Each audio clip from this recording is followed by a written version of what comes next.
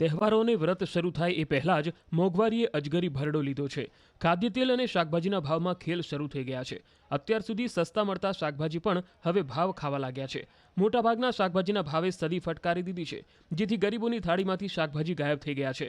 અમદાવાદ સહિત રાજ્યભરમાં શાકભાજીના ભાવ રોકેટ ગતિએ સળગી જતા ગૃહિણીઓનું બજેટ વેરવિખેર થઈ ગયું।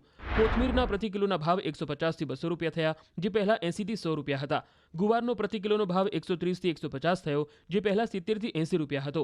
ફ્લાવરનો પ્રતિ કિલોનો ભાવ 130 થી 150 રૂપિયા પહોંચ્યો છે, જે પહેલા 80 થી 100 રૂપિયા હતો। ટામેટા પ્રતિ કિલોના ભાવ 100 રૂપિયાથી 120 રૂપિયા થયા, જે 12 દિવસ પહેલા 60 થી 70 રૂપિયા હતા। કોબીજના ભાવમાં પણ પ્રતિ કિલો 40 થી 50 રૂપિયાનો વધારો થયો છે।